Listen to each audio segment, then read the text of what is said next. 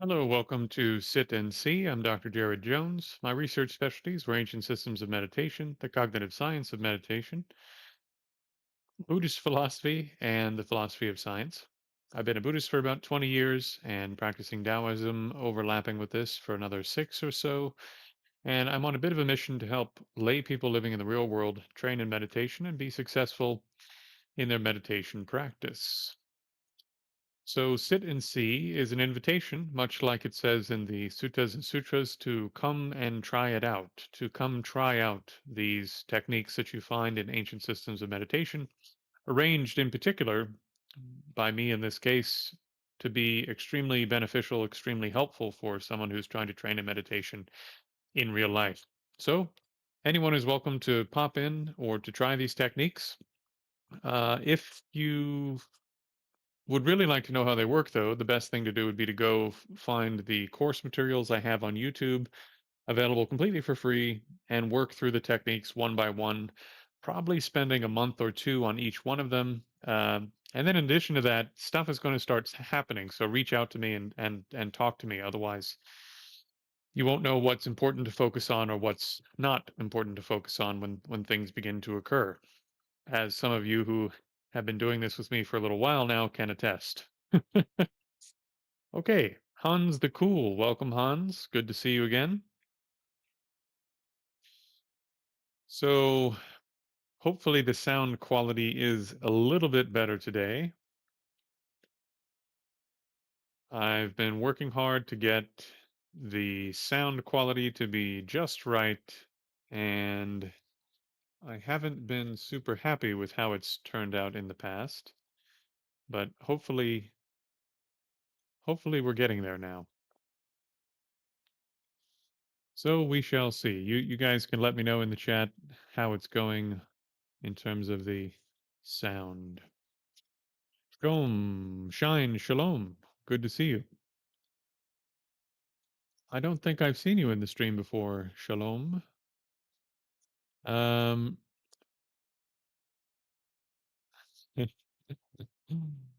hello, hello, welcome. Lots of new people here. Good, good, good. Glad to hear the sound quality is better. If you go back to streams 1 through 43, it's been touch and go. Okay, so Hana, welcome, welcome. Ah, Sunny, good to meet you. Okay, so the way that this session normally works, for those of you who are new, hey Sasa, welcome back. Glad to have you. So the way this session normally works is I'll spend this first somewhere between 10 and 30 minutes, depending on how things are going, answering questions while I'm waiting for people to join, and then we do some practice. Sonnet, Sonnet, good to meet you. So in terms of questions for this specific session, um, sometimes I do open Q and A's, and I'm happy to answer basically whatever you want about Buddhism or other things that I know about, or to a degree, my own experiences with things. In this session, I try to focus on your personal practice of meditation. So, stuff that's coming up, questions you have, not on a theoretical overview level, like is God real and are we contacting this when we meditate and is nirvana, blah, blah, whatever, right? But what are you actually running into when you sit down and try to train your mind? Today, what are you running into? This is what I try to focus on during these sessions. Open Q&A, happy to ask whatever you like. Do I play Roblox? No, I don't play Roblox. I don't even know what that is, to be honest. Okay. So if you don't have questions related to your meditation practice, then I'll just drone on about things I think are interesting until uh probably until not 8:45. No, probably 8:50 or so, then we'll do some practice. For those of you who are new, when the camera is oriented this way, you know that we're probably doing standing and walking practices, which you may not be familiar with. So the standing and walking practices are a bridge that take you from being able to do seated practice to the place where you're doing practice all the time. during your ordinary activities? How often do you get to a point where it feels like you're not breathing? I was talking with one of my teachers about this today. Um, I was actually quite shocked. I need to look it up again before I spit a number out there, but hold on.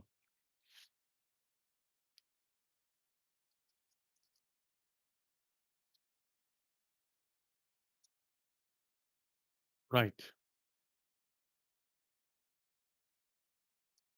Okay. So most people, when they're breathing normally, they breathe between 12 and 20 times a minute. When you sleep, it often slows down, let's see, to between 12 and 16. Oh, no, that's the normal rate. Sorry, where's the sleep rate? The sleep rate is lower than this.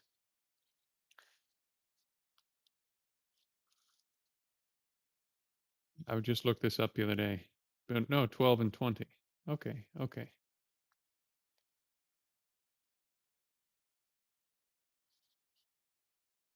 Right, right.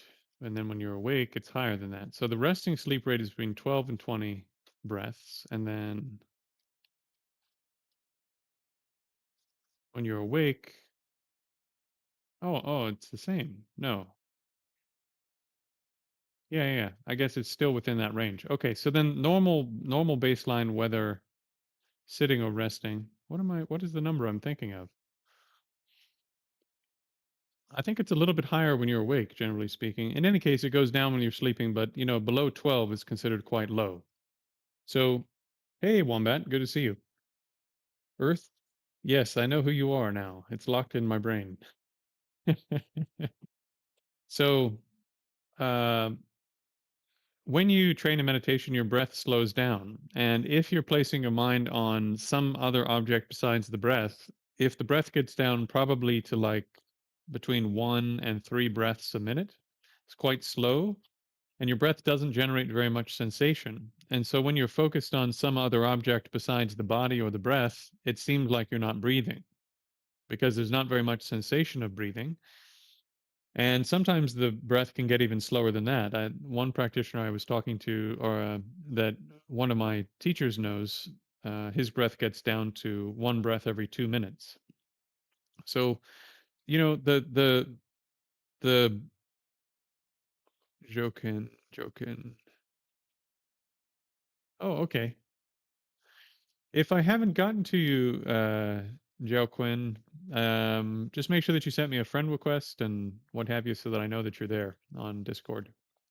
Right. So, anyways, having it seem like your breath has stopped is relatively common, and one of my students went into retreat 5 days, and she reported this like on day 2 or something.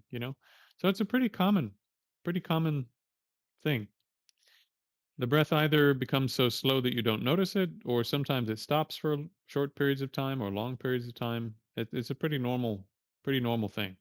But don't focus on this, because if you sit there trying to make your breath stop or something, then you'll just run out of breath and it distracts you from the training.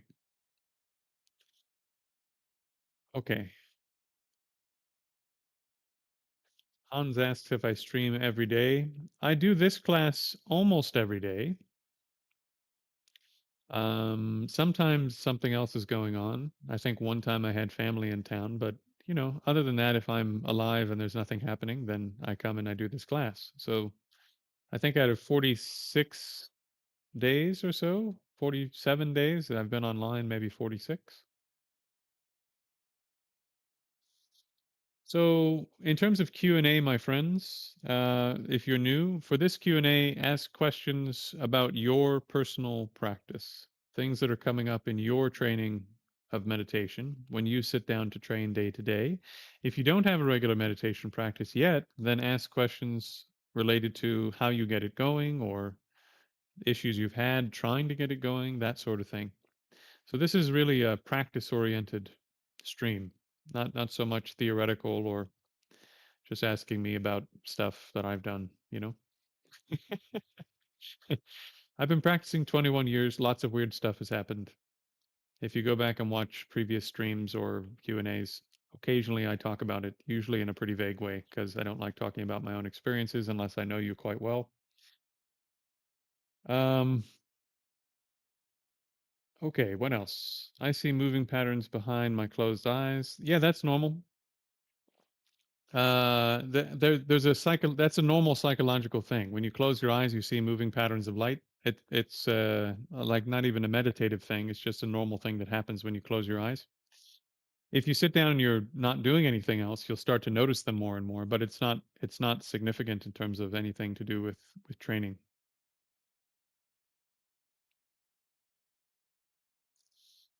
Uh, so you definitely don't want to get if you were using the breath sasa, for example.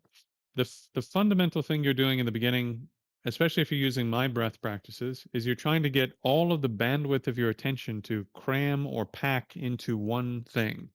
Normally, your mind is spread out almost like Wi Fi. I say sometimes it's spread out over 6 HD streaming services: seeing, hearing, smelling, tasting, touching, and your mental content. When you're training in meditation, you're trying to take all the bandwidth in the beginning, at least for this type of practice where you're gaining concentration for the first time, take all that bandwidth and cram it into one tiny little patch of skin inside your nostril.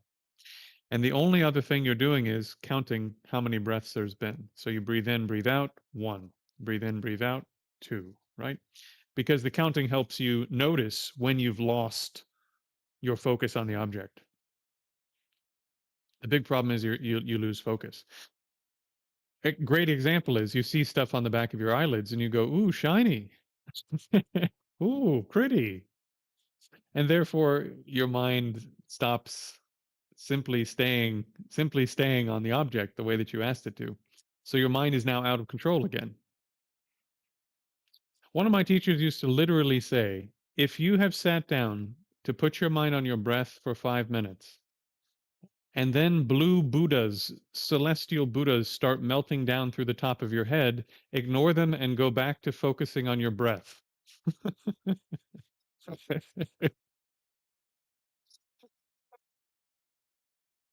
You're trying to gain control of your mind. So if your mind's doing a bunch of stuff you didn't tell your mind to do, in the 5 minutes a day you asked it to sit down and do one specific thing, then you're not doing the training, you're doing something else. You see? So you need to be quite sharp, quite intense with yourself about here's the exact task I'm doing, and anything else that comes up, I'm going to ignore it, period. This is how you gain the ability to take all that bandwidth and put it in one place and not have it spread out. Then once you do that, you can do other techniques that make the mind very calm, which I teach under the name Foundation 2, but basically has to do with mindfulness of the body and body scanning meditation. Uh, and then you move on to further techniques that make the mind more lucid, more aware, because you can't just have a calm mind. You need a highly awake, calm mind. A highly calm, dull mind won't help you. That'll actually make you dumber. It's funny. I was talking to a young gentleman. I won't give you too much identifying information because when people tell me things in confidence, I don't spread around their personal details, right? But very specifically, he had been working on mantra practice for a while. He was doing okay with that mantra practice, but he didn't know the steps and stages involved in meditation training. And so he was getting some concentration and thoughts were becoming less. But then he would get up from his meditation cushion and try to do his work or try to talk to people, and he couldn't make his mind work the way that it should. It wasn't discerning, it wasn't bright, it wasn't lucid. And this is a classic problem. So you need to learn through study what the steps and stages of training are, and then you'll understand, here's the issue. Here's the issue. Who's that? Hans? Thank you, Hans. You're making me very happy, making some other people very happy. Look how many stream enters have just entered the chat. Uh, Sorry. For those of you who aren't Buddhist, I named all of the tiers for membership after Buddhist things. Because there's this funny thing when you read the suttas and the sutras.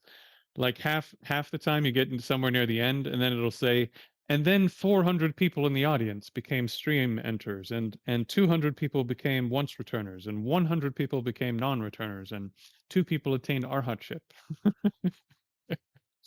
And so I get a kick out of when people sign up for memberships in the stream, and it goes, sweet and sour became an arhat. uh, okay. Dylan, do you feel that Qigong is a good meditation alternative for someone with PTSD? Yeah, yeah.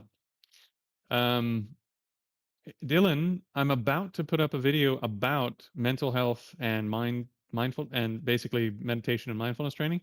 Just in general, there's really good research that says that training in things like body scanning, mindfulness can help with PTSD. Not over a short time and not without pairing it with normal therapy, you know? But that having this layer on there, having this additional layer on there of making the mind more calm and being able to observe mental content without the mind becoming disturbed, that it doesn't matter what appears there, the mind is sort of observing that content without getting involved. You can probably understand just from describing it that way that if some image appeared, but the mind wasn't disturbed by whatever happened to appear there, this would be advantageous. This would be beneficial to recovering from having strong negative mental image, right? So there's fairly good research on how mindfulness and so forth can help you with meditation. Now, this is not documented science. This next part is not in the scientific journals as far as I know. But the idea with Qigong and Neigong and these sorts of things is you start with really intense body awareness because to access Qi, which is, according to these systems, a subtle physical substance, you need to use tactile awareness. So it's your awareness of the body that gives you access to awareness of Qi. So I don't talk about this a whole lot, as you guys know, but the way that I'm already training you in Foundation 2 in body scanning and body awareness is training you to be prepared to do things like Qigong, Neigong, those sorts of practices. I don't talk about them because I don't know enough to teach them. I know enough to do them, but I don't know enough to teach them. I do those practices, they're very beneficial, but to do those practices, the first thing you do is become highly aware of the body. You can't become aware of subtler physical substances if you aren't aware of the physical body. So I'm already teaching you how to prepare for that practice if you're interested in those things. Now, from the point of view of these systems, again, this is now we're not talking about science, we're talking about the classical texts, right? From the point of view of these systems, there is a tiny bit of overlap with science here, where they say in scientific terms, there's trauma that gets stored in your body, right? That at a physical level, your body somehow is storing parts of those memories. So, therefore, it stands to reason that working with the body can help you work out some aspects of those traumatic experiences that led to your PTSD. Now, again, I don't know that there's scientific research backing that up, but it does stand to reason. Likewise, from a sort of qigong, neigong, tantric Buddhist tantric perspective, you have a subtler body than this physical one, and part of what happens when you have strong emotions is there's like junk that gets stuck in the system. And one of the things you're doing in qigong, for example, is you're learning to clear out all of these channels that run through the body that are, at least experientially, whether or not there's actually a subtle body, put that on the shelf. In a sense, it's not relevant, right? It's actually not that relevant if there's really is some subtler body. But the fact is that there is at least tact in terms of tactile sensation. There's something you can experience there that feels like a subtler body. And there are substances that feel like they're subtler than physical stuff. And when you move them around, even according to modern science, because they've studied people doing tumo and qigong and stuff like this, physical things happen. So whether or not the substances you're feeling are just a psychological, somatic thing, or they're real substances, I think is, at least in the beginning, is besides the point. So when you do qigong neigong, you're learning how to move some of this junk out of the body, right? Which then, according to these systems, because your body, that the subtle body and your mind have are interconnected, right? All three of these are sort of connected together. So if you work with the body, you affect the subtle body and the mind. If you work with the mind, you affect the subtle body and the body. If you work with the subtle body, you affect the mind and the body.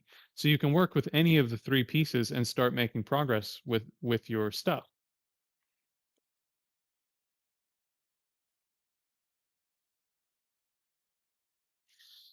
Yeah, yeah, Dylan. I'm going to get to the other questions, I promise, but let me land the plane with Dylan here. Yeah, it's very common. So there's this whole subject in Taoist meditation practice called Zofagong, where because you have blocks in the channels from whatever emotions, poor posture, whatever, past emotion, patterns of movement in the body that are there because of past trauma, whatever, that when you start to meditate, one of the things that happens is more substance starts moving through the channels. And when it starts to sort of, like when you have a hose that's kinked, you know that thing where you open it a little bit and it goes and you can hear it, sort of the friction when it goes through. So same thing. When the channel sort of opens and squirts more substance through the channel, your arm will go and move. So this is very, very common sort of stuff. So again, again, sort of besides the point whether or not there's a real subtle body and real subtle substances, you can learn to feel something that feels like that, and when you work with it, real effects happen, right? So whether or not the substances are real and the subtle body is real is kind of not the point. The point is that there's more to you can work with that appears as part of your experience, if that makes sense.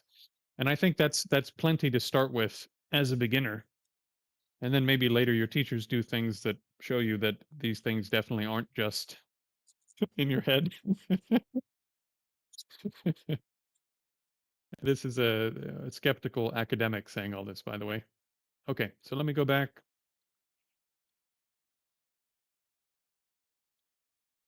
So, uh, Jiao Quinn asks about the school course. Is the idea to do each meditation for a month and then move on to the next? So what I'm doing with those is if you were starting fresh and you had never done anything, the first technique is giving you the ability to pull your mind in and keep it somewhere for a short period of time, which is the first two stages listed in the Bhavanakrama, which is one of the great Indian texts in the Buddhist tradition on meditation. The next technique is now helping you accomplish the second and the third and fourth stages of meditation, where you can keep the mind mostly on the object without it running away, and then you can keep it entirely on the object without it running away. The next technique, primarily in terms of Mahamudra, where you're opening your senses, is making the mind highly lucid and fresh. Now that it's more stable, you need to make it fresh and lucid so it doesn't become dull. And along the way, I've baked in all of these other things into the way that I teach it that are beneficial for you along the way. So, for example, with Foundation One, where you're getting the mind on the breath, once you're an experienced meditator in the real world, sometimes you're going to have really great days, and sometimes you're going to have really terrible days. And both your great day and your terrible day are going to distract you from meditation because you're too excited on the one hand, or you're too depressed or angry on the other. So you need a really forceful technique sometimes to grab the mind, rip it out of the world, and get it into your session. So even once you have experience, Foundation One gives you this tool that you have in your tool belt to address real stuff that happens as a meditator in the real world. There will be times when you're really excited about a date you just went on, or a date you're about to go on, or a job you just got, or a promotion, or a new house, or a new pet, or whatever. There will be times you're depressed because of the opposite of these, or angry because of whatever happened. And you have to have a forceful technique to grab your mind, rip it out of the world, and place it inside somewhere so that you can start doing your practice. Similarly, there's multiple functions for foundation too. So, one of the big problems you have as a beginner meditator is that your body is uncomfortable. Your body is uncomfortable. Once you've sat for 10 minutes, 20 minutes, 30 minutes, your body hurts. If you train in body scanning meditation, even according to modern science, not just weirdos on the internet, okay, but tons of research backing this up, both acute pain and chronic pain become less. In addition to that, your pain tolerance becomes more. What does that mean in reality? It means that you have a body that has less pain, and your ability to tolerate the pain and be undisturbed by the pain that's there becomes more, which means the body's more comfortable. So now you've overcome one of the major obstacles you have for training in meditation more deeply and for longer periods of time. So in Foundation 2, body scanning, I'm giving you more skills that will make your body better for meditation. And because I'm also teaching you to take it off your cushion, I'm teaching you how to bring more powerful concentration off the cushion and into standing and into walking, and by implication into other things like working or working out or doing yoga or whatever it is you do, right? Your hobbies, your this sort of thing. And then when we do these other practices for opening the senses and so forth, now we're actually talking pretty hardcore stuff, right? I'm giving you techniques you can take anywhere, do anywhere while you're doing anything, because you always have your senses with you. And then I'm giving you access to be able to pull the activity of the senses into the central mind, into your mental consciousness, as it's called in Buddhism, so that you can place your awareness on the mind itself, which then means that you have access to most of the major components making you up as a being. Your vision, hearing, smell, taste, touch, and consciousness are the things making you up as a being. Because all that you experience, including your own body, comes through one of these five external senses or your mind. There's nothing else. So, by training in these techniques where you're becoming aware of all of the components that you have to experience everything else, you learn what you're made up of and what the world is made up of, at least as far as you can see from here. So, this is, again, then transitioning into more profound kinds of meditative analysis and this sort of thing. So this is a tool you can then take on the road to do other things. Finally, foundation 5 is rumination. You're learning to reshape what's on the surface of your mind, and later also reshape what's like way down underneath the surface as well. But at least in the beginning, reshape the surface of the mind. So all the mental content, your emotions, your attitudes, your worldview, you learn how to change these on purpose for some beneficial reason, to turn arrogance into humility, to turn bitterness into joy, or resentment into forgiveness, this sort of thing, to turn fear into courage. So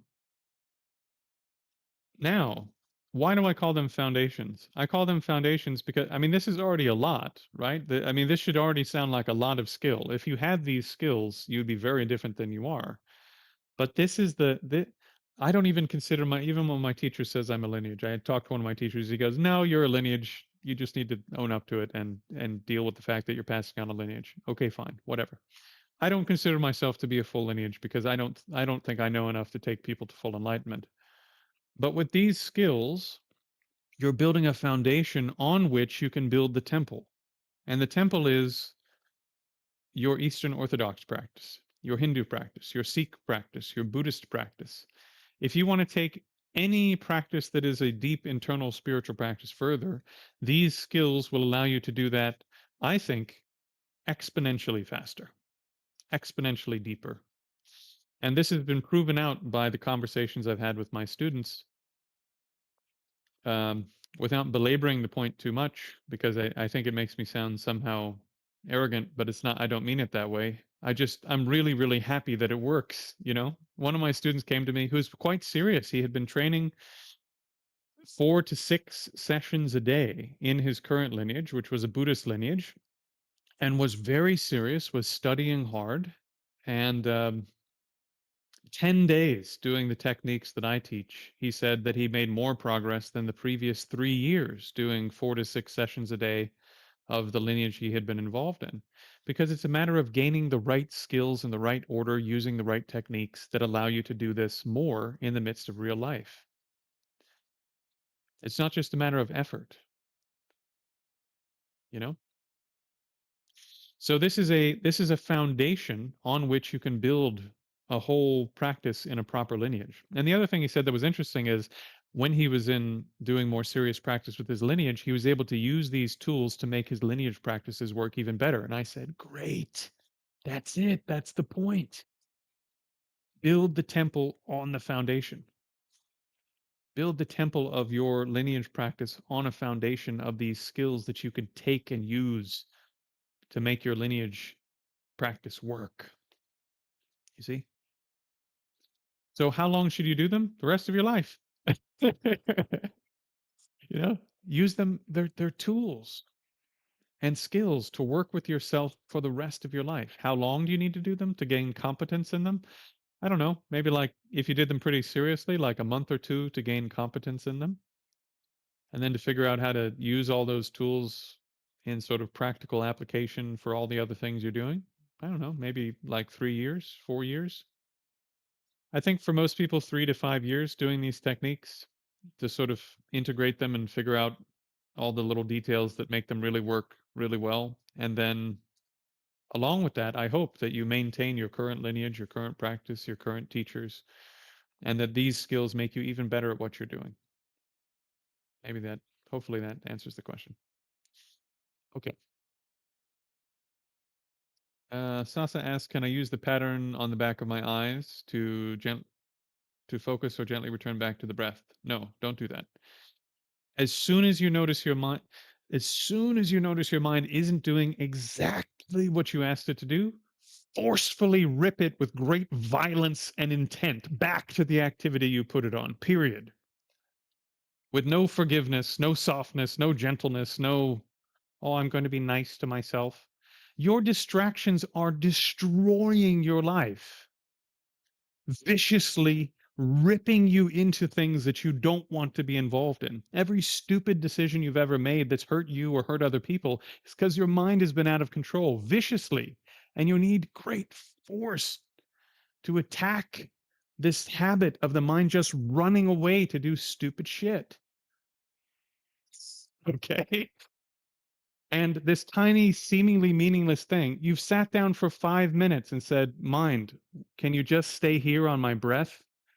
My friend, my dear friend, my closest friend, my mind, can you just come here and watch the breath for a minute?" And immediately it's going, "No, can I watch the eyes instead? Would that be okay?" I mean, for goodness sake. No, no, I'd like you to count the breath, please. No, there's cool geometric stuff going on with the eyes. Let's hang out there. No, no, no, come back.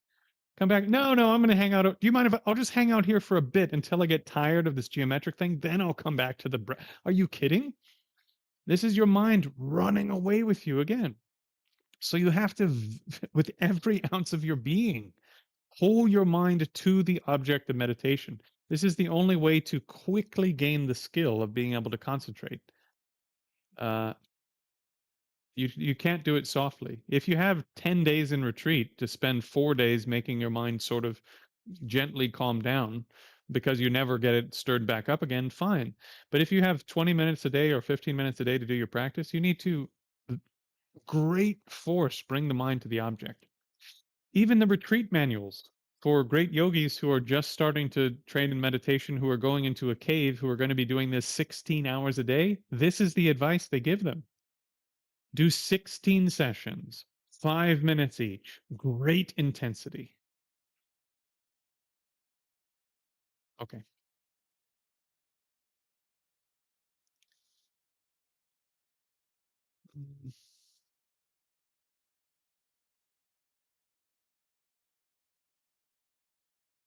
Okay. So, Hans, this is a good point. The type of attention you need to basically stay on task for an ordinary activity is totally different than what we're talking about with meditation. They're related only sort of tangentially. And I don't know how to put that in terms that will make sense to you, but you already know this from experience. You know for a fact that when you sit down to try to put your mind on the breath, for example, your mind's an absolute mess. In reality, that's how your mind is all the time. Your mind's an absolute mess all the time. You've just never noticed. Even when you're studying and you think you're greatly concentrated, your mind is still running around like as they say, like a wild monkey.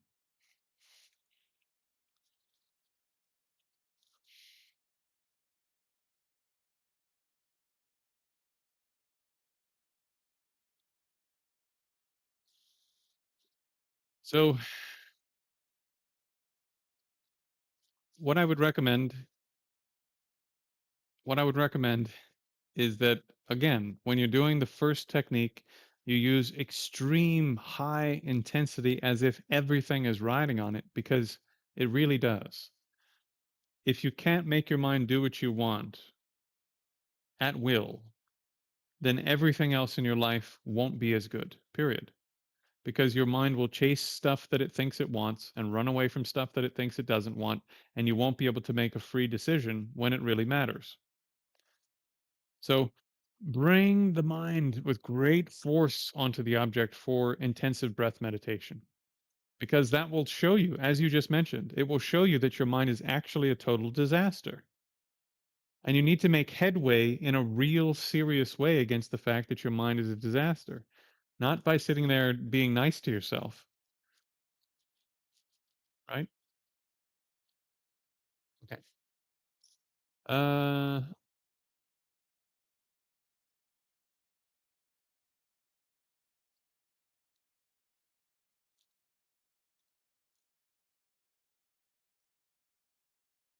what do you turn disappointments in others into? Okay, so disappointment in others quite often has to do with seeing shortcomings in others, right? And this is a type of anger in Buddhist psychology, a type of pratika, a type of basically exaggerating the negative qualities of something. And so the solution in Buddhist psychology is, generally speaking, is either patience. You cultivate a specific type of patience related to being frustrated with the shortcomings of others, which you can find in the um, you can find it in the Lamrim tradition, and you can find it in the Guide to the Bodhisattva's Way of Life. There's detailed instructions for how to do this. The other method is most types of anger in regards to sentient beings, other living beings, you can counteract using loving kindness or compassion, in particular compassion. But it's quite difficult, relatively speaking, to generate the type of compassion that counteracts anger. So usually I recommend the training in patience. It's much easier to do by comparison.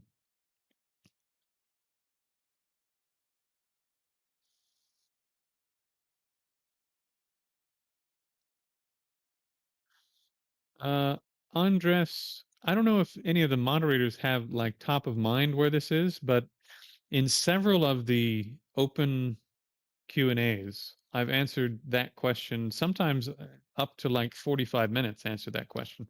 I don't remember where I posted that. I think it was maybe open Q&A 3 or something. I don't think there's a timestamp on it. I haven't I haven't put timestamps on any of the live stream stuff. It's just too much content. But if one of the moderators knows where that is and knows what the timestamp is, I think it was Open Q&A 3 or 4. I spent about 45 minutes on one of the 5-hour live streams talking about the evidence for reincarnation and what and why I think it's true. Uh, and actually, I think it's the best time in history to think that's true because the evidence we have is better than ever before in any time in history. Okay, we have definitely gone over the 30-minute Q&A about practice, so let's do some practice. All right, friends. Um, let's come to a standing position.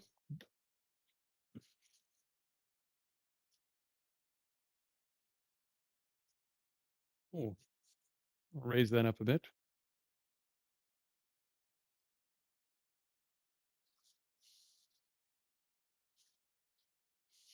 Yeah. There we go. Okay. So, for those of you who haven't done standing with me before, you can stay seated. If you're already at the stage where you're doing some standing practice with me, you know how to stand. I don't have time to explain how to stand in this session. So, if you haven't stood with me before, then just stay seated. So, we're going to do intensive breath meditation followed by a body scan. So, first, just breathe in through your nose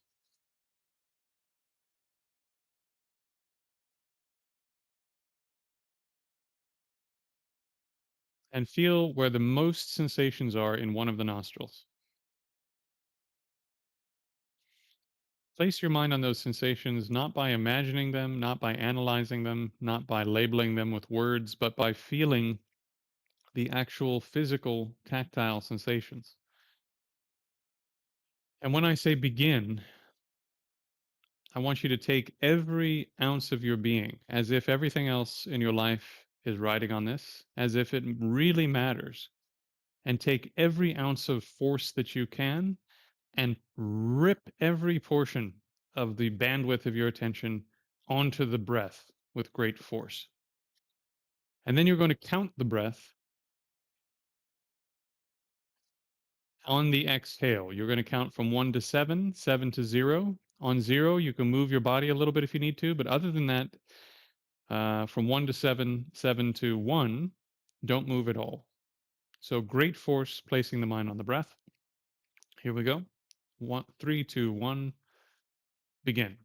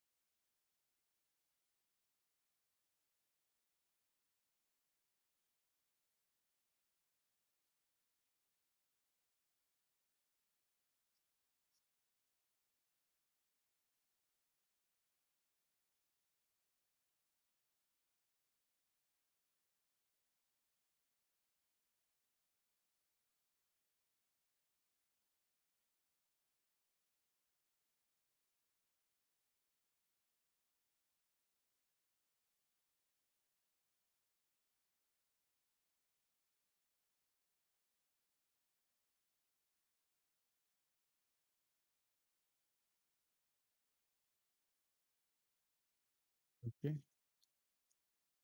So place your attention now on your left foot. And when I say place your attention, I don't mean think about it. I don't mean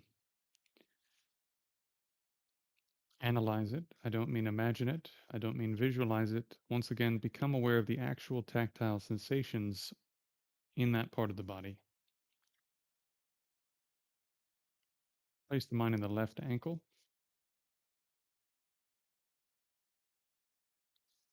the left calf,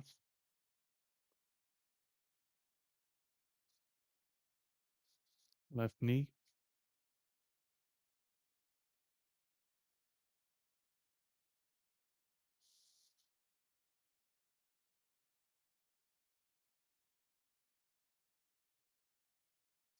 lower part of the left thigh,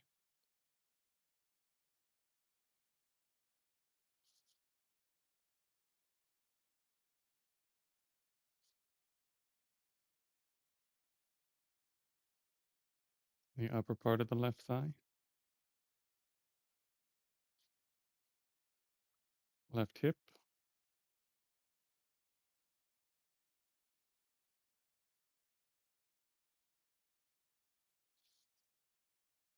slide over down to the right foot,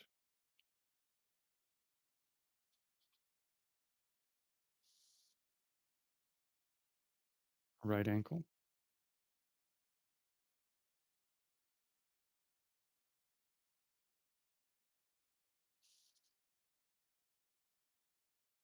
right calf,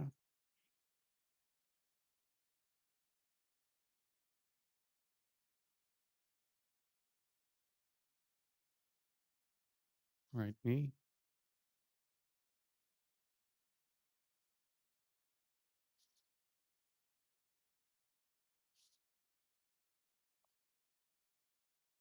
lower part of the right thigh,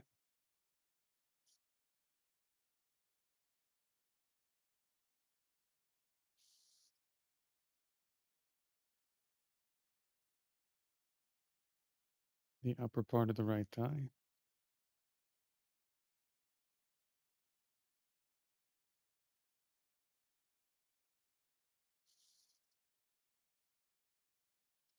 and into the right hip joint.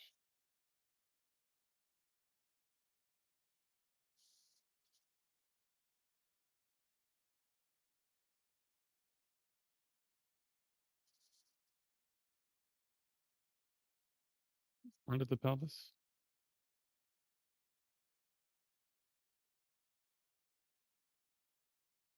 the back of the pelvis,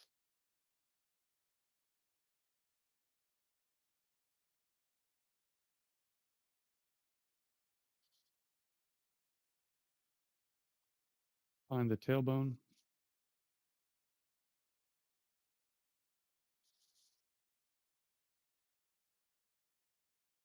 anus, perineum,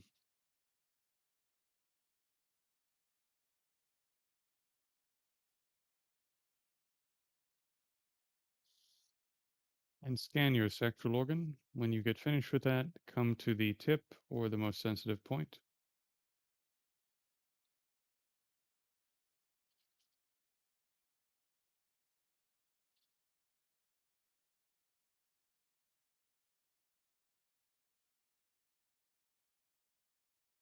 Slide back now to the tailbone again.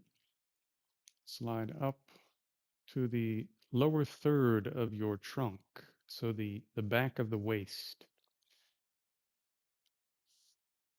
the front of the waist, the middle third of your trunk, what I call the diaphragm belt, so the back of the diaphragm belt,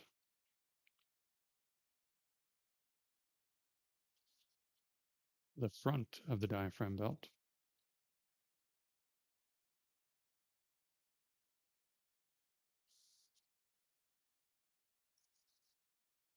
and the upper third of the trunk, the back of the chest, and the front of the chest.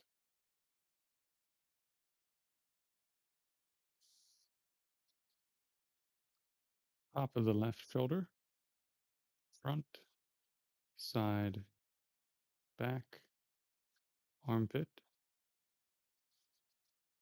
and the bicep region, elbow, forearm, wrist, palm, and the back of your hand, and each of your fingers.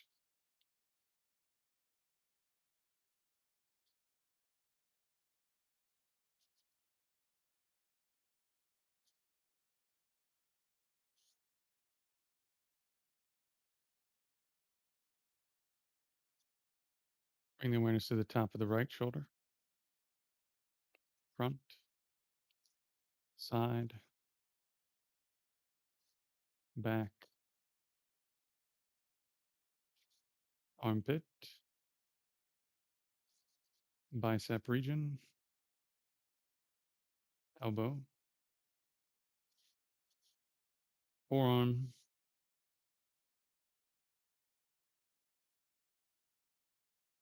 wrist, palm, and the back of your hand, and each of your fingers.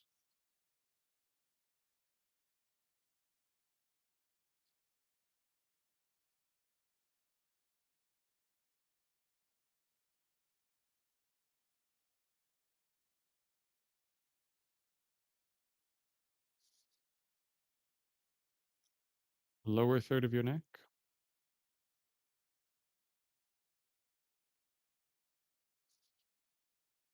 the middle third of your neck,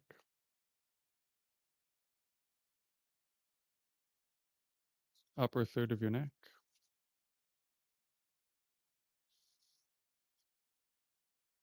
the joint between the neck and the skull,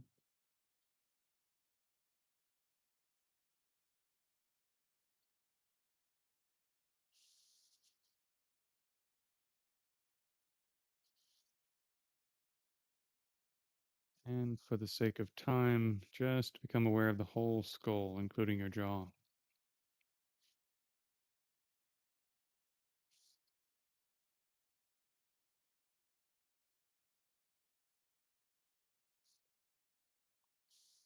Place the mind on the tip of the tongue.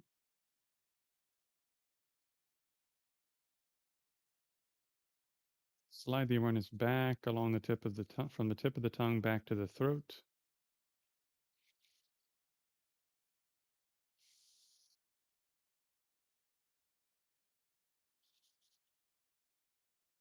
And then slide the awareness down to the lower abdomen. And just breathe into the lower abdomen. Don't stretch the abdomen or try to make it move or anything. Just bring the breath low and slow for a few breaths.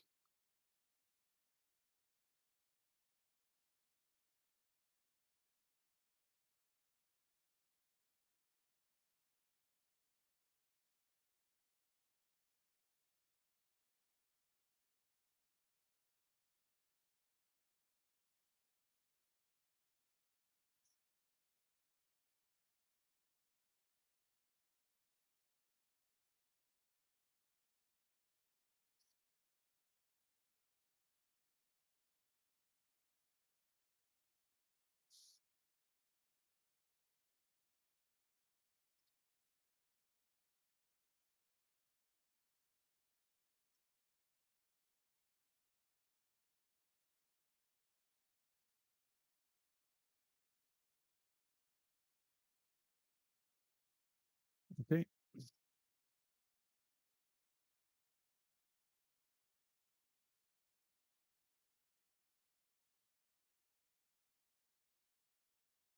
Questions?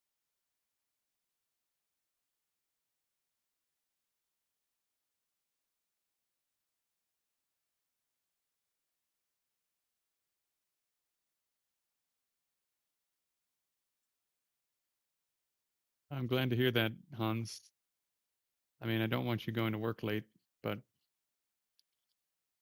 glad to hear that. I picked this time because there's a lot of time zones that are awake at this time. Sometimes I do another session in the middle of the day. Here, I'm in Scotland time, which is London time. And I'll try to do a session in the middle of the day to catch people that are in other time zones. But I also I also do a lot of other things to try to help people, making phone calls and talking to people about their practice and then making content. So I was making content today. And oh, as some of you know, also Dylan, you've been here a bunch, so you've already heard this, but um, my longtime acquaintance and now dear friend Neil Ripsky, who's a Shaolin lineage holder for a rare lineage of Southern Kung Fu. So it's a soft, mainly a soft style of Kung Fu called Lohan Palm, Arhat Palm, is is about to launch an online course. So he's going to be. I do these practices for the body and for the energy system. I do those practices, but I don't know enough to teach them. But he does. So I'm going to be working with him to take all the material that I teach for free. I'm going to incorporate into his course to help you prepare for the meditation portion of that Shaolin system. So you can still get all that information for free through the various ways that I teach it for free. But that I'm going to include in his Lohan system to help people have all the skills they need to be able to do Lohan meditation stuff when you get there. So really pleased with this. So he's going to do the physical stuff and the energetic stuff. I'm going to have a little bridging piece to help people to have enough skill to be able to do the meditative stuff, and then he's going to teach the full Shaolin system that incorporates body, energy, and mind. I was very pleased with this. The link is down below for the Lohan course for those who are interested. Oh, also, I just announced this today, but we just decided on prices, and we decided that the first 50 people that sign up will get half off for 3 months. So it'll only be 19 US dollars a month for the first 3 months. So if you want to get on that list, click on the link for the Lohan course down below. You'll see that that takes you to the website and you can read all about Neil Ripsky and his background. And then there's a form, a Google form you can fill out, and that'll get you on the list for those early signups. So probably in the next like 4 days or so, we're going to launch. We're very close now. I've been helping him get it set up in Canada and really pleased with how things are looking. So really excited. Really excited. I don't want this lineage to go out of existence. I know for those of you who are new, this probably doesn't mean a lot, but to think about something so precious, I mean, so dense with helpful information, potentially going out of existence because he's 50, maybe he has 30 more years, but hardly anyone knows this stuff. To think of it going out of existence potentially is like unbearable. So, really pleased that he's committing it to video, and uh, there's already quite a few people who have signed up to potentially do it. Who knows if they'll actually do it, but at least some people are interested. So I'm quite pleased. So that's the maybe one of the moderators can put that link in the chat as well. It's also in the video description for those who come along later. Yeah. So Galaxy, like I said, the stuff I teach will prepare you to do qigong, because you need to do a lot of body scanning, a lot of getting the mind into the tissues, etc., before you're going to start feeling a lot of qi. You can just do stuff with your breath and all this, but to really do qigong really well, you need a calm, stable mind, and you need a mind that can get into the tissues of the body, including things like your organs. So I've been doing those kinds of practices for uh, about 6 years now.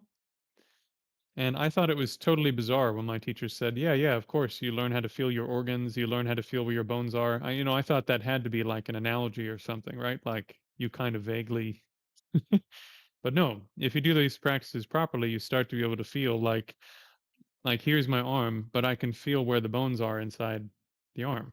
I can feel that there's two bones in there and they connect with the wrist, and I can feel that there's one bone for the elbow coming down from here. I can feel that bone inside here. And same way, I can feel where the lungs are. I can feel my heart inside the chest beating. I can't feel my kidneys, but I can feel my liver, mm, my spleen. I can feel okay, but not great. But as you go down these path of training, you become aware of more and more of stuff that makes you up. And then for the Buddhists in the room, think about, for example, when you're trying to do a meditation on selflessness.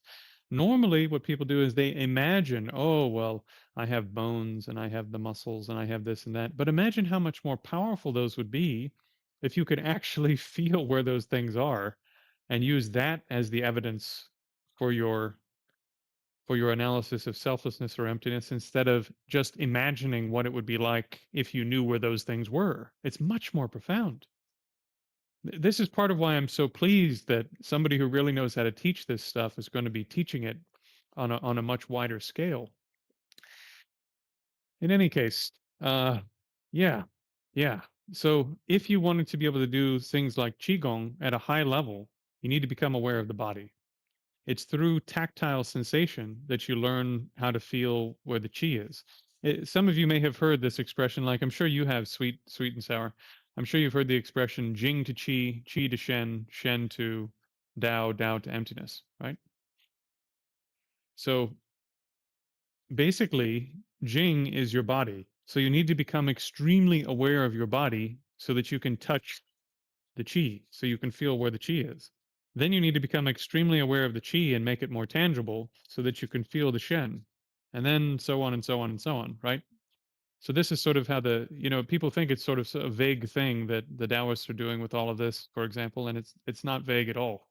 It's extremely I thought it would be vague, and then I started doing these practices and it's extremely tactile and extremely sort of obvious. It's not a subtle thing. All right, going back to the chat, we are in post meditation question time. Let's see, Galaxy. Galaxy, you've come back. You've been here a couple of times, I believe. You said Buddha was born into a kshatriya. Wait, I'll definitely come back and check it out later. Buddha was born into a kshatriya family, studied under Vedic teachers, taught within an entirely Indian cultural context. Do you think it's possible to fully understand? Uh,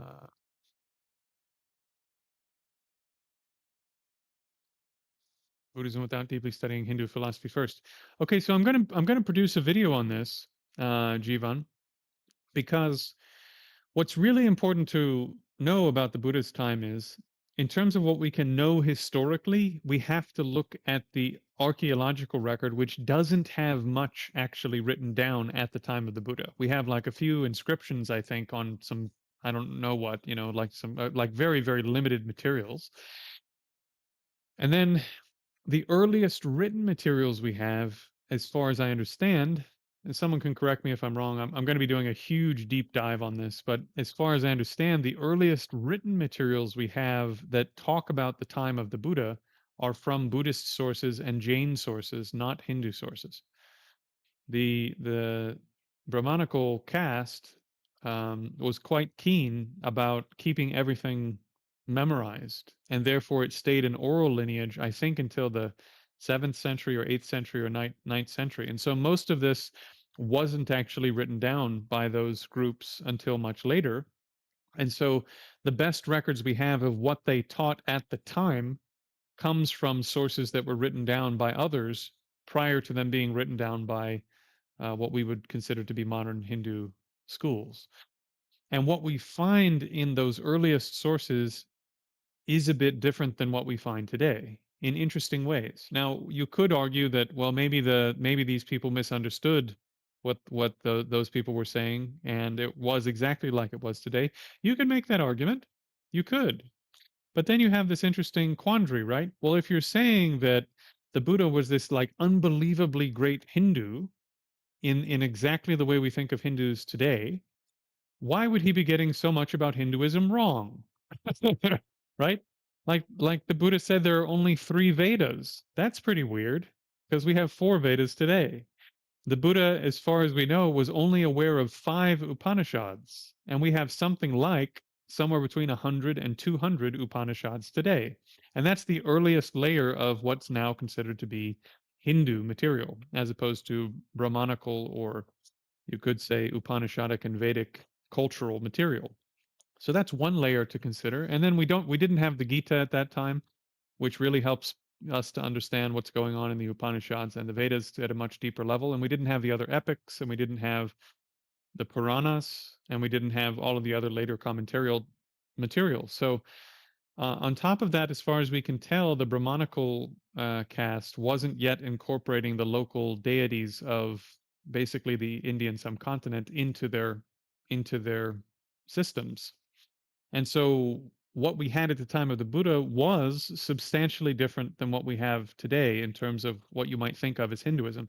In fact, and I know this has caused quite a stir amongst some people that some people, let's just leave it at that.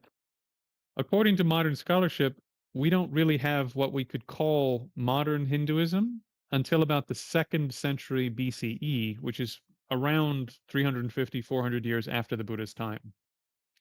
But in terms of our best reconstruction of when do we start finding all the elements that we would identify with modern Hinduism? In other words, the adoption of the local deities of India and enough of the great commentarial traditions and great texts at least being there in oral form that we can say, okay, now this has all of the elements we would identify with modern Hinduism. Prior to that time, what the best we can do in terms of reconstructing what was there is that there were different groups of Vedic practitioners who had different Upanishads, and there were only a few of them.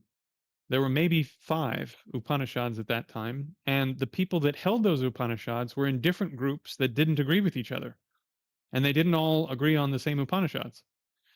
So, for example, there's a sutta in the Buddhist canon where there's a group of young people who are Brahmanical young folks, you could say, right? And the sutta begins with them saying that one of them was from a group that followed this Upanishad, another one was from a group that followed this Upanishad, and another one was from a group that followed, I like 2 or 3 other Upanishads that don't even exist anymore. They're gone. We have no idea what they taught. You know, and we have no mention ever of, and then sorry, so then when we look at the 3 or the 2 that are there that we still have today, which I'm going to brutalize the pronunciation, so I'm not even going to try, but there are 2 that are well known that we still have today that are considered to be very early from the what is now called the Hindu canon. Those 2, when we look at what the Buddha said in response to them, it doesn't sound like what's in them today. So either those young folks didn't know what their own text said, and the Buddha didn't know what those Upanishads said either, or they said something different than they say today. Right? Does this make sense? Like either the Buddha was this fantastic Hindu who knew all this stuff, or he wasn't. So we can just say he wasn't and he didn't know what was in these Upanishads, and neither did these people he was talking to. Or we could say what was in those sources is different from what we have today.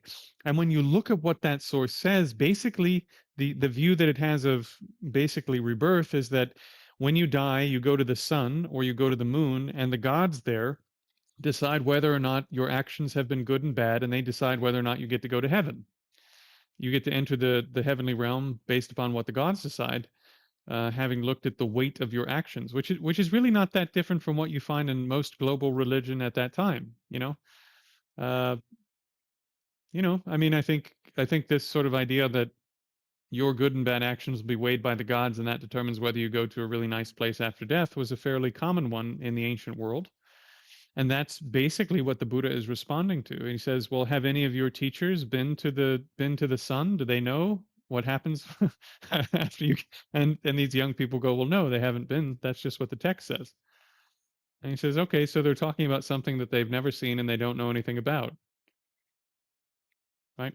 So, anyways, it's interesting that if the sources said what we have in those early sources today, it's interesting that neither the students of those sources at the time nor the Buddha knew what was in those sources. In particular, if the Buddha is supposed to be this great scholar and practitioner of quote unquote Hinduism at that time. Yeah. Okay. So To finally circle back and answer the question, do we need to understand Hindu philosophy first? I don't think so, because what the Buddha was responding to was Brahmanic and Upanishadic sources at that time, in part, which wasn't yet full on Hinduism as we understand it today. And as a matter of fact, a lot of scholars just say it wasn't yet Hinduism. You have, to put it in Christian terms, which is not a great analogy, but it's okay. It's okay as an analogy. It's a bit like saying, well, we had the first four books of the Old Testament. Did we have full on Christianity yet? You know, maybe not. You know, I mean, in the same way, if you have five out of 200 Upanishads, and you have zero of the epics, and you have zero of the Puranas, and you have zero of the later commentaries that sort of continue fleshing out the tradition, and they're not yet worshiping all of the local gods and incorporating them into, right? It's a bit like having the first five books or so, or eight books or so of the Old Testament and having absolutely nothing else, and then saying, yeah, we have Christianity because Jesus is eternal. Well, maybe from a Christian standpoint, you could say that, but you know, from a historical standpoint, it's hard to make a statement like this. So a lot of scholars just say we didn't really have all the elements of Hinduism until about the second century BCE, which is after the Buddha's time. So what is the Buddha responding to? Well, if you read the Buddhist sources, the Buddha says he's responding to Shramana culture. Hey, Runs, welcome to the channel. He says he's responding to Shramana culture, which is all of these renunciates who have left their families and what have you, who have radically different views from each other, radically different practices. Some of them are based on the Vedas, some of them aren't based on the Vedas. So there's like this huge flourishing of different ideas. So he's responding to the Shramanas, he's responding to the Vedic and Upanishadic culture. He's responding to proto, what is it called? Charvakas. The Charvakas weren't there yet, but they're basically materialists, right? He was responding to groups who were agnostics and skeptics who said we can't know anything about anything. So he responds to a huge range of different people. Some who say the only point of life is pleasure, you die and everything stops, there's no such thing as rebirth. He responded to a school like this. He responded to a school that said was basically agnostic and said, well, we can't really know anything about anything. We can't answer yes or no to any significant questions about anything. And that's the best we can do. And he said, no, we can do better than this. He responded to schools that were based in the Vedas and the Upanishads. But basically he responded to a huge number of different things, not just the Vedic and Upanishadic culture. There was the Shramana movement, there was Vedic and Upanishadic culture, and there was all sorts of other stuff. And the Buddha was responding to all of this, and on top of that, putting forward his own positions that weren't simply a response to other people. They were his own views based upon, according to him, his own meditative experiences, not sort of having thought it through and refuted this school over here, and now this is my new view. No. He said, I went under the Bodhi tree, I had these experiences, and this has shown me X, Y, and Z. So it wasn't a philosophical position he came to. And yes, his positions do counteract various other positions at the time, but if you look at what the views are, the point isn't to counteract those other views. The point, yeah, I mean the Buddha does refer to previous Buddhas also. Well, we could go there. But the point is that the Buddha is responding to your innate cognitive problems. That's what ignorance is. It's an innate cognitive problem. It's not an attempt to refute Vedic philosophy. Okay. Sweet and sour. Jesus is not a Christian. Buddha is not a Buddhist. The Buddha is a Buddha, right? The Buddha is not a the term that was used at the time for followers of the Buddha was Bauddha, the followers of the awakened one. So he can't follow the awakened one if he is an awakened one, right? But he does mention previous Buddhas and says, I'm doing what previous Buddhas did. I'm in a line of Buddhas who do the same thing. So also in a previous life, according to the canon, he met at least one Buddha, if not many Buddhas, depending upon who you ask. and he trained with previous Buddhas. So he was a Bauddha. He was a follower of the Buddha. Not in his last life, because he was a wheel turning Buddha, but he was following the teachings of previous Buddhas in accomplishing his last life to become a wheel turning Buddha, a Buddha that appears at a time when there's no teachings of Buddhas, right? So yeah, it is something you need to think through. And similar with Christ. Christ can't be a Christian because Christ is the thing. He is the deity, right?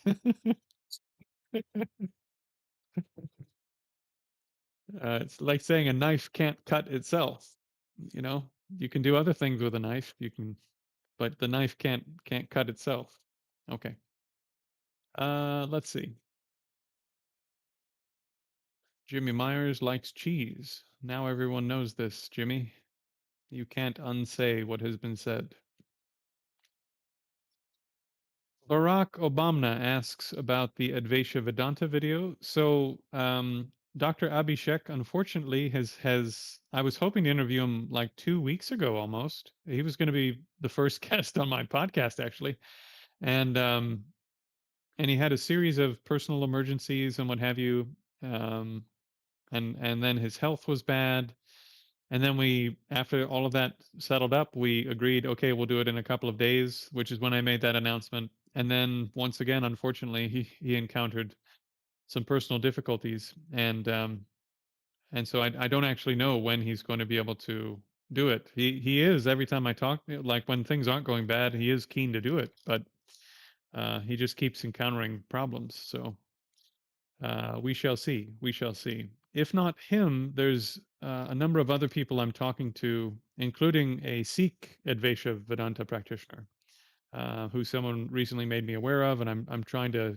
get that conversation going because, you know, I'm really interested in anyone who's struggling to engage in this spiritual struggle, to have good character, to have ethics, and to train in meditation in modern times as a layperson. And this young gentleman is a pretty inspiring young Sikh gentleman who's made himself into a scholar of Advaita Vedanta based upon finding some Vedanta material in the Sikh sources and following it up, and trained in meditation, and has some respect in his community for having done so. So I think that'd be a very interesting interview for a number of reasons. Uh, yeah. Anyway, so I'm working on that at the moment. Okay.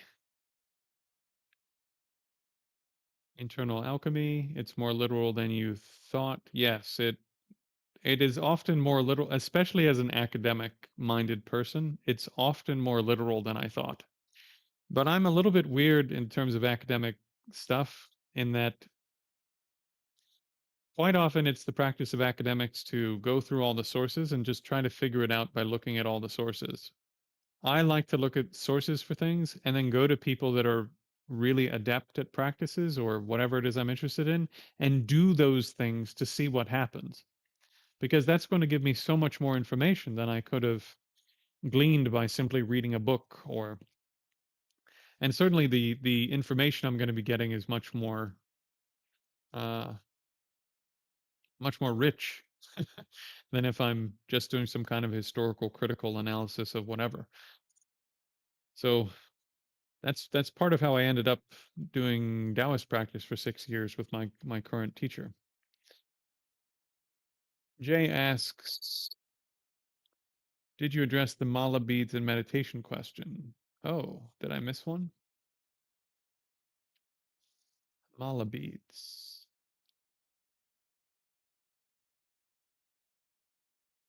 Was there a question about mala beads? Whoever put that up, can you put it again in the chat if I missed it?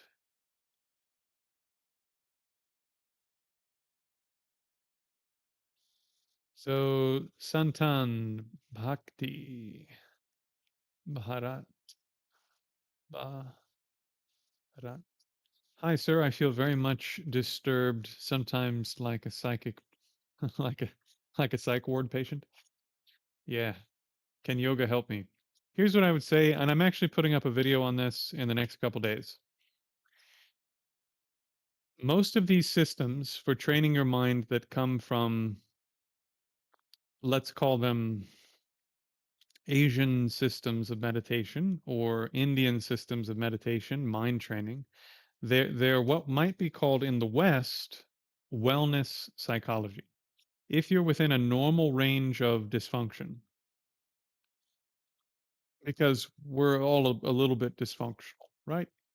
If you're within a normal range of dysfunctional stuff and functional stuff for a human being, these types of systems can take you from this end of the spectrum of functional stuff all the way over here to being really, really good, right? On the sort of in terms of how well you are as a normal person can take you this way to the really good stuff.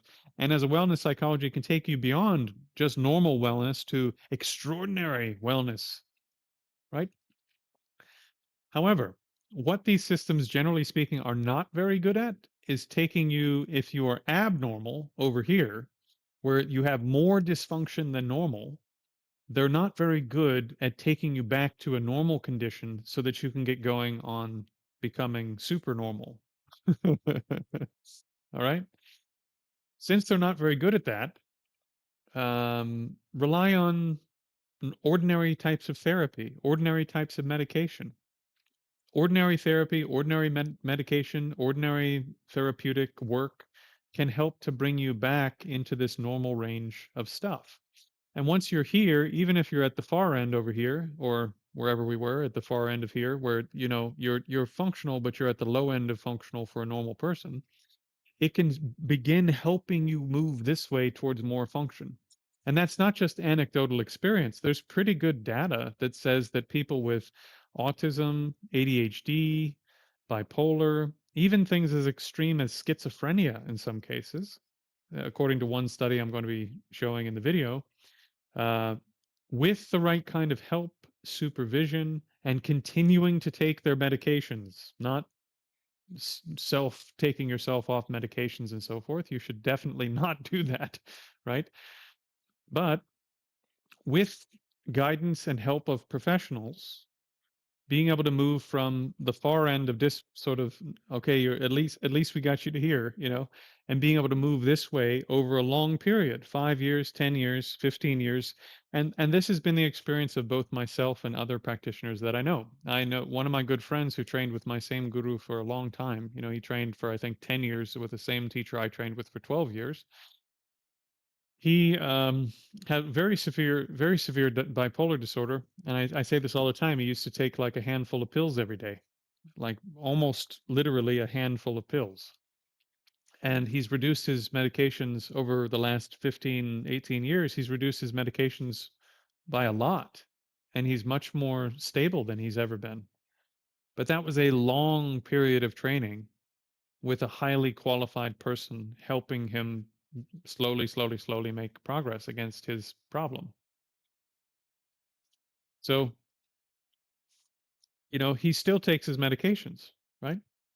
He's slowly, slowly, slowly transitioned to having a much more stable mind. So these systems, I know someone who's a very advanced practitioner at this time who had autism so severe. I've mentioned this before that his doctors said the best you'll ever do is being like a grocery restocker at the back of a grocery store who can't really talk to anyone or do anything. And you'll need to stay with I can't remember exactly what he said in that regard, but basically you're never going to be able to have a beyond that any kind of normal life.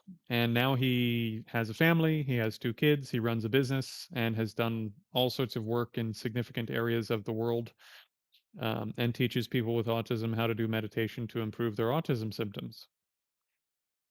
After whatever it's been 40 years of practice, he's become an extremely capable person who's who's able to manage the symptoms of his condition so effectively that I mean, he's like way more capable than most people, you know? I was diagnosed as a young person with adult undifferentiating attention deficit disorder, which means I should have been basically highly dysfunctional for the rest of my life, and the symptoms of that condition have become very, very small and manageable. It's still there, but it's very small, very manageable. relative to what it used to be. So, like this, there are all sorts of conditions you can have that in the beginning, maybe you need medication, therapy, all sorts of stuff to get you back into this range, normal range. And then these systems over a long period can improve those conditions. That's been my anecdotal experience. That's been the experience of other people. Um, but you just have to be careful that you're not getting, especially if you have something like schizophrenia or any condition where you have delusions of grandeur, you need to make sure that you have good teachers, good therapists, you stay on your meds, etc. Because if you start doing a lot of meditation and you have certain experiences, it can actually make you worse. It can make you more delusional because now you'll think you're some great spiritual being who needs to teach everyone the truth because you had the first experience that people have in meditation, like your first little taste of non-duality or your first little taste of whatever, or you see white light for the first time or something, and then all of a sudden you go, oh, I must, now I'm an enlightened being, I have to tell everyone about non-duality, and you start doing all sorts of crazy stuff, and you hurt people and you hurt yourself. So you got to be careful, and you need good teachers, and you need to rely on a good lineage, and probably also continue relying on Western therapies to stay in the normal range and keep moving. Anyway, so that's what the upcoming video is about. Okay. Uh, what is enlightenment? Enlightenment has a number of definitions. It depends on the school that you ask.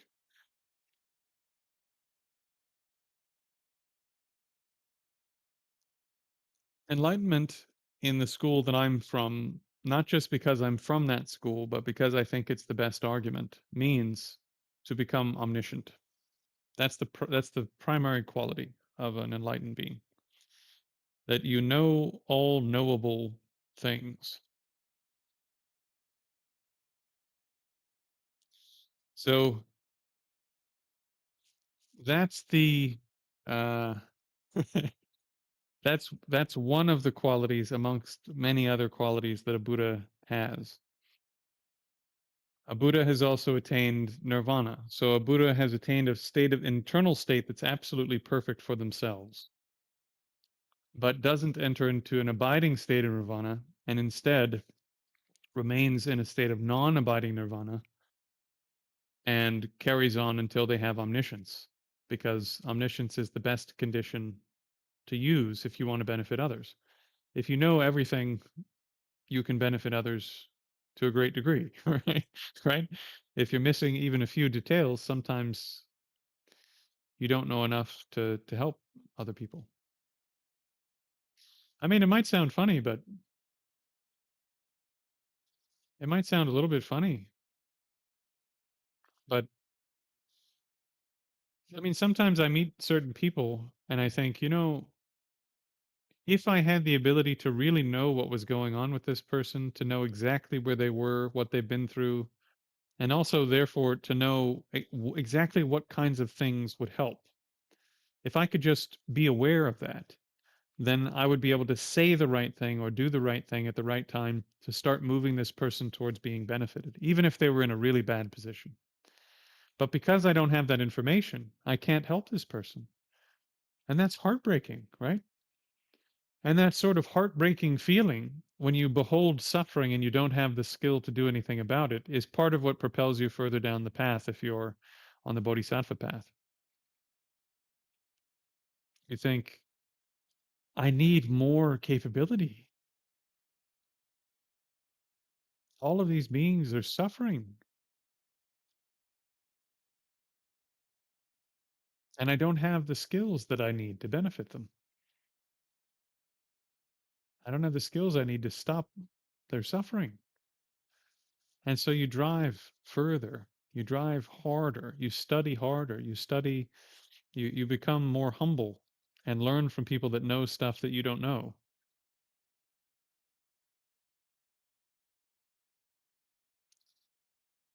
Welcome, Lizzie. Looking at the chat. So, Sunny, Sunny Skies asks, how do you stabilize visualization, feeling, and mantra recitation all at once? Practice,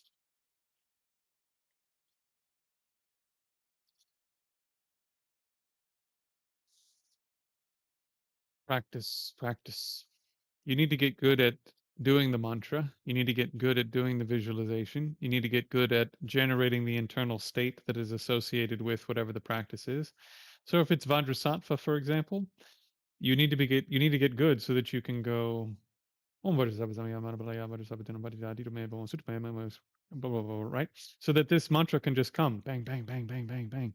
And that is automatic. So now the voice is running. And then you start, while the voice is running, you start working on the visualization. Okay, here's the lotus, here's the moon, here's the sun, here's his legs like this, then his arms are like this, his arms are holding his hands are like this, he's holding this implement here, he's holding that one there, he has 5 elements on top, there's the jewel on top of his head. And then this is a little bit stable, and then you have the nectar coming. And then while the nectar's coming, you generate faith, inspiration, thoughts of your gurus, blah, blah, blah, blah, blah, blah, blah. And then you do body scanning while also cultivating faith. Right? So if you need to have all of the component parts working well. So you have to practice each of the pieces so that each one is strong and powerful.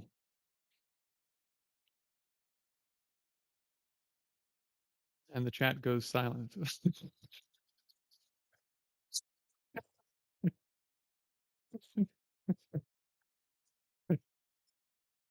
Uh, Hans is talking about Alex O'Connor. I like Alex. I've more than once I've stolen his turn of phrase, don't throw out the baby with the holy water. I really think that's a fantastic turn of phrase, and I'm with him on wanting to make it more popular. Like this idea that we need to throw out all of this religious stuff in order to somehow get to secular paradise. Meanwhile, it's like even if you don't believe in religious stuff, religion is like carrying the very best that we've ever come up with as human beings on how to get along with each other, how to cultivate our character, how to train in all sorts of things that make us so much better than we are. You know, so we don't want to throw out this incredibly precious thing in the process of perhaps I don't know, scaling back religious religious things. So I agree with him with that entirely. And this is part of why actually I teach meditation in the way that I do.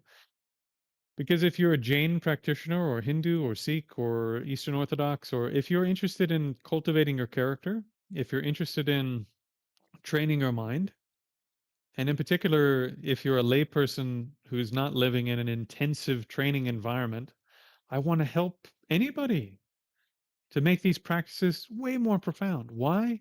Because if your Eastern Orthodox neighbor is able to generate a formless state of concentration on the loving kindness of Christ while he's doing his evening recitations, he's going to be a better neighbor. He's going to be so much more loving and kind and careful and and so much more capable when it comes to dealing with things in real life. It's not really my business if what he believes. And also, as a Buddhist, as a person who holds bodhisattva vows, if it turns out that he's right about heaven and all of this, okay, fine. I lose the big bet, the big gamble. But if it turns out I'm right about all of this in terms of rebirth and everything, then I've cultivated connections with all these beings that later I can use to benefit them in future lives.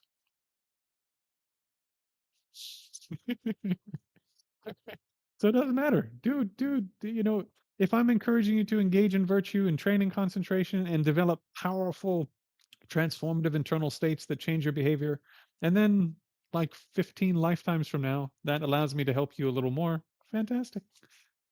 I'm not in a hurry. We've got time. Okay. Uh, so Alex O'Connor, I do like Alex. I mean, if anybody knows Alex and wants to get us together to talk about something, I'd love to talk to him. I think it'd be cool to have him on the podcast. I think he's not super into meditation. It'd be interesting to talk to him about meditation training and Buddhist things because I know he's sort of turned a corner and is talking a lot more about religious stuff recently. And as a fellow person who's studied a fair amount of theology, as he has begun to do, I also find it quite interesting and valuable. Even for Buddhists, there's if you study really detailed high level theology, there's a lot in there that helps you understand, for example, what a Buddha is, because both systems are trying to figure out how you explain the dynamics of power, love, omniscience, these sorts of moving parts, even though they're quite different in some ways. Um, but the Christians have spent a couple thousand years thinking those issues through. So it's very interesting, some of the things they have to say about the nature of God and how you might transfer those over to thinking about the nature of Buddhas. Like, what does it mean for a being's mind to exist across three times? What does that entail? The Christians have thought about this because God supposedly knows the past and knows the future. So that's again very interesting, very very interesting. Okay, uh, positive vibes.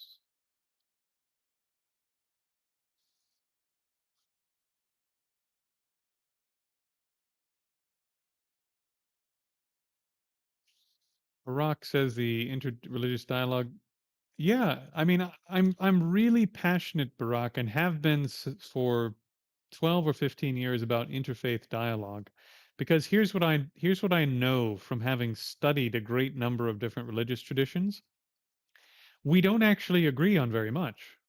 I mean, contrary to popular opinion, religions actually disagree on almost everything, and that's okay.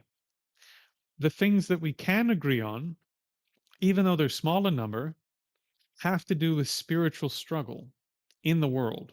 For example, most religions agree that humility is a really good quality to have. And if I go to a Jewish synagogue and I listen to a rabbi talk about how you become humble and the virtues of humility and all of the sort of moving parts in terms of your heart for training in a humble mind, a humble heart, that's going to benefit me. That's going to change me somehow. He's going to say something that a Buddhist priest might have never said.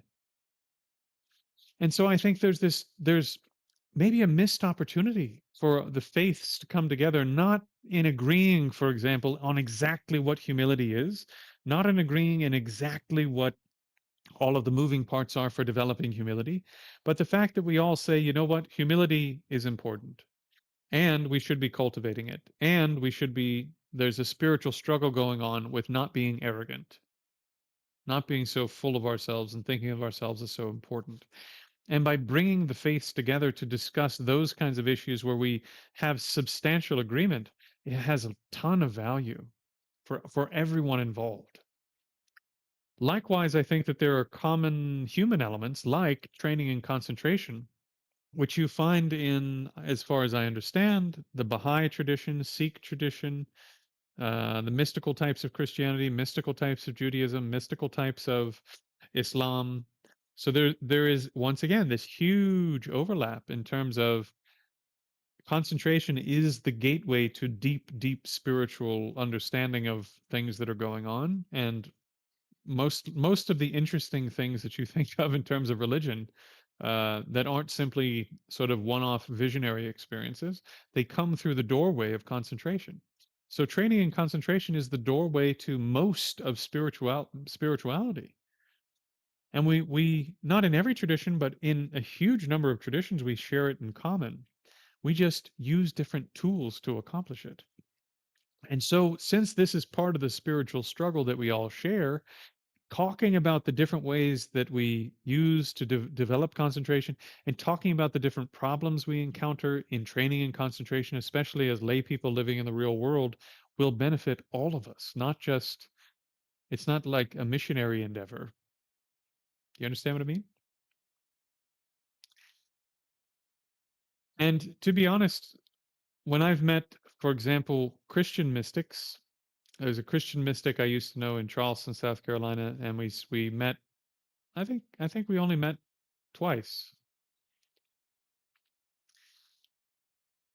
And he told me about his practice. He told me what he does every day, and it was so inspiring.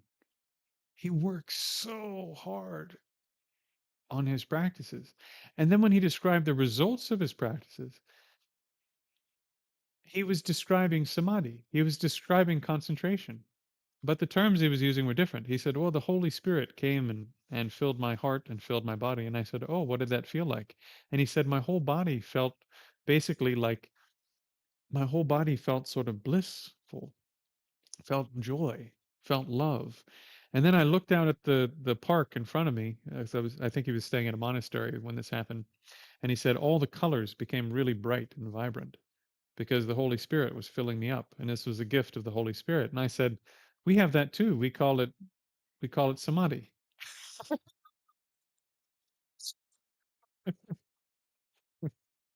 When you train in concentration, you gain the whole body becomes blissful, and if you're doing it with vision, then all the colors become bright. So this is something that anyone can do with training.